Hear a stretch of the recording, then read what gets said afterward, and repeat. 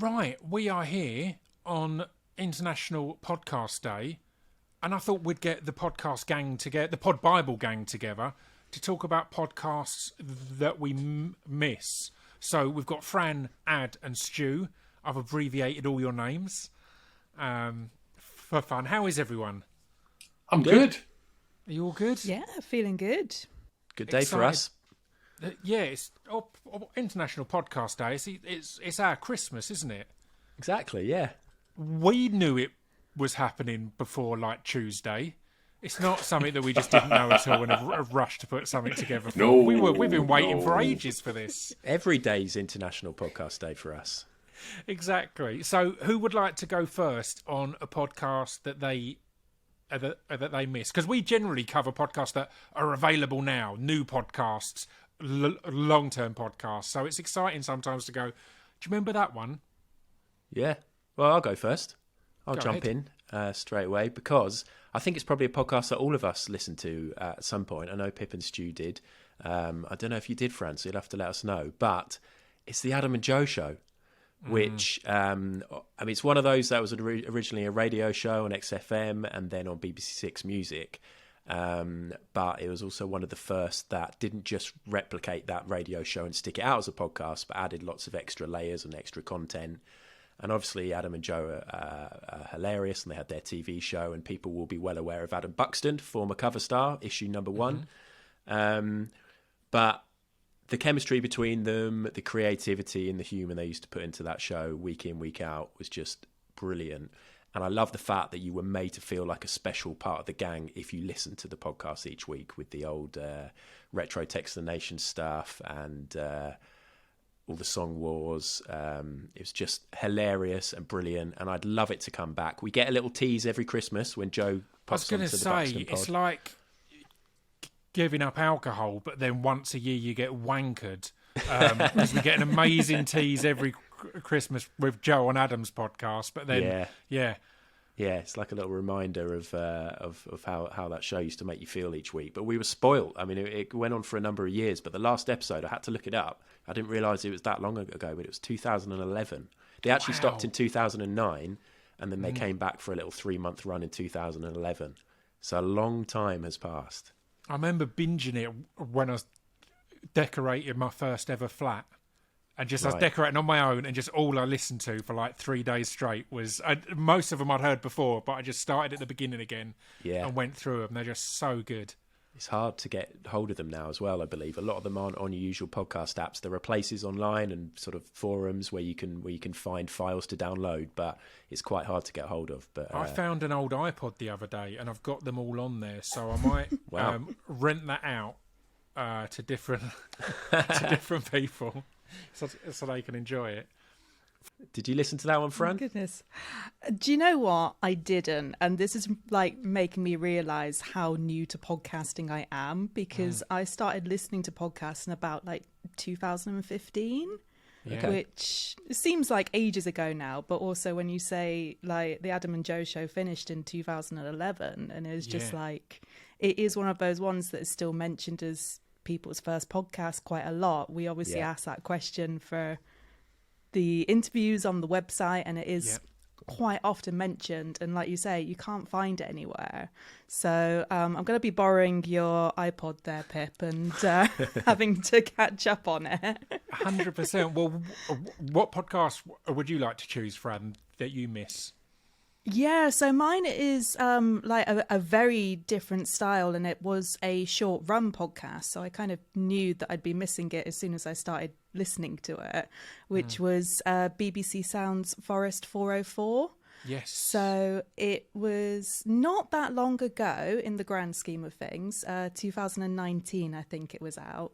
And it was such an interesting podcast, and I don't think that anyone's really done something similar since, in that it was a 9-part series, but each part had 3 episodes to it.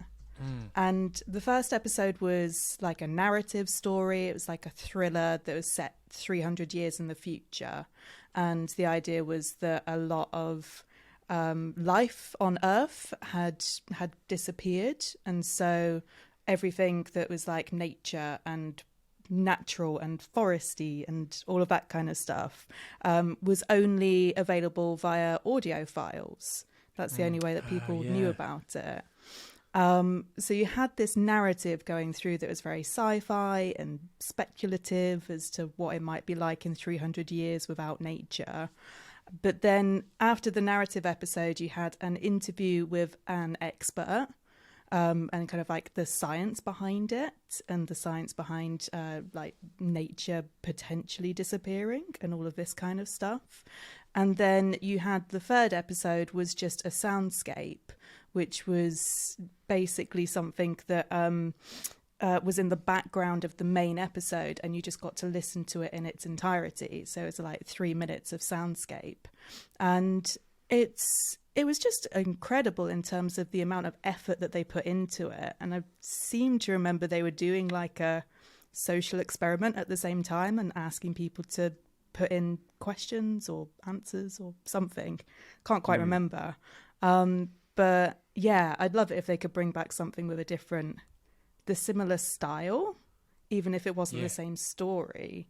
I remember we heard about this in early Pod Bible meetings with the BBC, and they kind of were telling us about this before it came out, and instantly you saw that it was so unique because of how unique the BBC is as a company, the kind of different resources that they can draw upon with all the different experiences there in all their, from their kind of news or documentary stuff to their wildlife stuff to their drama stuff, and it felt like the perfect culmination of all of that. So yeah, that was an amazing one. Did you ever catch a series called Bellwether? Because it was a similar kind of thing, of a mixture of a futuristic narrative but then real world journalism as such. It's worth a listen. It was another one that, in fact, I probably should have chosen that, but it was another one that was a limited series that just focused on a different thing in each part, but had a narrative that went throughout it. And yeah, as soon as I heard that, it was the only thing that I think is comparable to what the BBC did with 404. Yeah, was that a BBC one as well? Or... No, it wasn't. It was this one guy in America who made it all himself, who's apparently he's prolific out there for just doing weird and unusual things. I'd never heard of him before, but yeah, it's fantastic. I think, Stu, you might remember when Rhianna Coleman came on the Pod Bible podcast early, she was producer of BBC Earth, and I think she recommended that to us. She did. And obviously she was talking about, you know, the whole archive of stuff that BBC Earth have access to, but then how these people have taken similar archives and things, but used it in such a more creative way, more than a factual way. And it was intriguing then, and I did listen to a few episodes, and it was amazing. Yeah. Absolutely. Astounding stuff. Well, Stu, shall we go over to you? What podcast do you miss? See, I'm really torn. I know when I first thought about coming on and talking about this, I was going to go with Blood on the Tracks, Colin Murray's podcast, which, am I right? I think you've actually been on as well, haven't you? Yeah, I've been on that. It was amazing. I was on the pilot version of that, and then we did an actual episode down the line. So the pilot was never released, but it was one of the best afternoons I've ever had in with just a random collection of people talking about obscure music things. It's great. I'm a massive fan of Colin Murray, and I love that podcast. But I'm not going to go with that. I'm going to go with a podcast, I guess, presented mainly by a character that I guess of recent times has become a little bit more of a divisive character. But I can't not talk about the first podcast I've listened to relentlessly, which was the Ricky Gervais podcast. I spent probably around 2010 driving up and down the country, looking after somebody who was DJing at all these clubs, and we would while away hour upon hour listening to Ricky, Steve, and most importantly Cole. And it was my introduction to Cole Pilkington, and it absolutely blew my mind. Obviously, I'd been listening to Cole on XFM when he'd sort of become more and more of a frequent punch bag for Ricky and Steve on their radio show. But then when the podcast took a life of its own, It absolutely blew me away. And I've gone back, and there's not many podcast episodes I'd go back and listen to for a second time, but I reckon I've listened to every single one of them at least 4 or 5 times.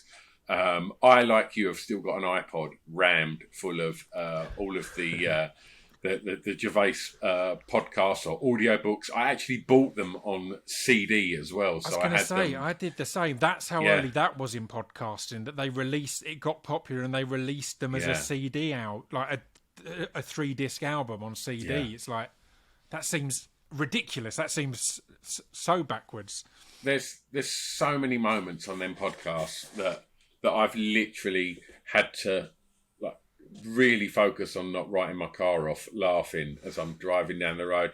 I think 2 for me would be when Steve talks about going to Ipanema Beach and walking out in the sea, and the wave took his glasses and his trunks off, and him standing there waving for help with no shorts on, and Ricky saying, I could deal with the no shorts, but I can't handle looking at you without your glasses on, was incredible. And the greatest line ever was if Ricky and Steve were asking Cole if he could do anything in the world, what would it be? And I think they were all expecting some kind of profound answer along the lines of, like, a cure for cancer or something like that. And he just mulled it over for a while, Cole, and then just went, I really like to kick a duck up the arse. And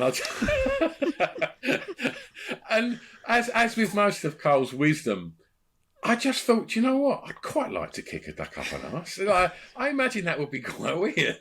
The bit that really killed me was when they started going through Carl's diaries, because they were just like insight to a madman. I always remember one. I can't remember what it was he said, but Steve, literally, it's 5 minutes of Steve trying to read this one line, because it's Carl saying, I woke up this morning, I rolled over and said to, I can't remember his partner's name, and it was something like, have you ever thought about insect skeletons or something? And just Steve trying to get the sentence out, imagining the first thing this poor woman sees in the morning is Carl laying there asking her about skeletons. And So that would be my suggestion that I've missed the most is the Ricky Gervais podcast.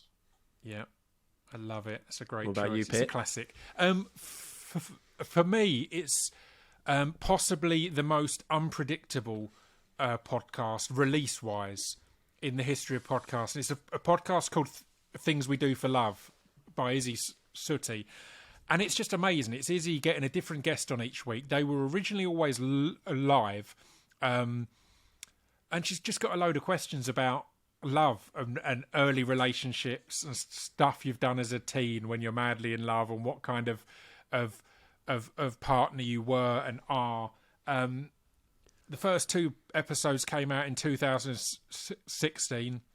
2 more came out in 2017. 8 came out in 2021.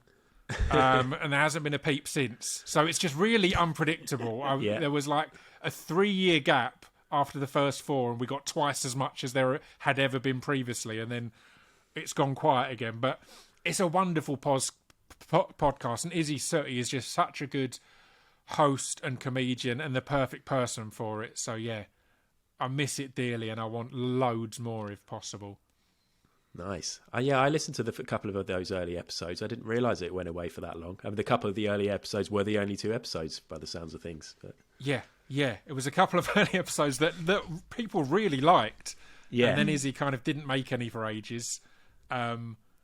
It's a strange one. And another one I was going to pick, and I'm only going to mention because we're talking of releases, was Brian Gittins and Friends. And the thing that cracks me up about that is that series stopped in March 2020, which is basically when a million new podcasts started. So the only podcast that was going well, and then the pandemic hit, and they just stopped completely, and it's never been back in its original format. So yeah, podcasts are a strange beast.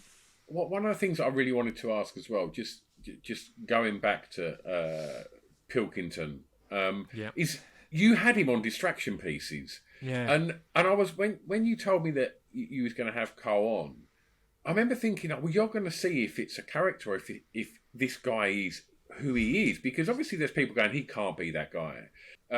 How was it having him on Distraction Pieces? It was amazing. He's completely as he is. There's a slight smile. He's aware that he steers into it as such kind of thing. But I remember just absolutely buzzing arriving in the room. The before and after chats were quite brief, but he was like, "Yeah, I've listened to your podcast. It's good." And just I was like, he's listened to my again, because there's so many podcasters that was their introduction to podcasts, and the thought, I have a lot of weird thoughts. I've talked about a lot. I'm someone who suffers with insomnia and that. The mind goes to weird places. At no point had I ever thought about Carl Pilkington sitting down and listening to my podcast. Yeah. It doesn't compute. It's not things that exist in the same world. So yeah, he was a joy to talk to. Crazy. Wonderful. Well, just before we wrap things up, Fran, have you got any other honourable mentions? I've probably got one more that I could say just quickly. No, I didn't plan for more than one.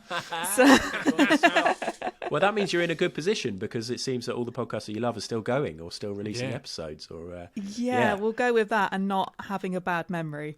Or Fran, it's worth mentioning, this was a hard question because the nature of podcasts is because there's so many now. It's why a lot of podcasters are scared to take a couple of weeks off, because it's so easy to replace. You get replaced really easily. You're away for a bit and it's I've got another 10 podcasts I love now. But so Pip, I completely feel you on that. You deserve a week off. Come on. It's time. It's time. I'm terrified. I've not had a week off in 9 years, guys. One What shout. else did you want to shout Final out? shout, is Giant, which is a Spotify original, Yes. which was a collaboration between Spotify and Monday Owl magazine, the football magazine, and they just put out, I think, 2 series of amazing documentaries with incredible sound design, incredible stories. They did one about the original Ronaldo and went back to Brazil and spoke to his mentors and early trainers. They did a whole thing about the Manchester United Arsenal rivalry in the sort of early 2000s.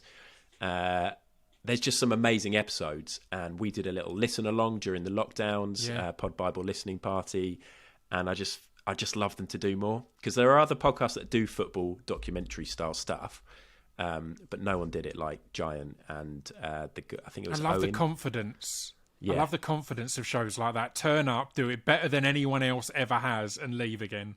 So, come on, guys. There are some great American pods that do the similar stuff on American sports, but yeah, I miss Giant. I'd like it to come back. I love it. Nice. Well, there we go. Plenty of podcasts that maybe need revisiting if you've heard them before or never heard them before anyway, if you can find them. Yeah. Absolutely. And if you're watching this on the socials, comment below. Let us know what ones we've missed out, what you missed. Let us know.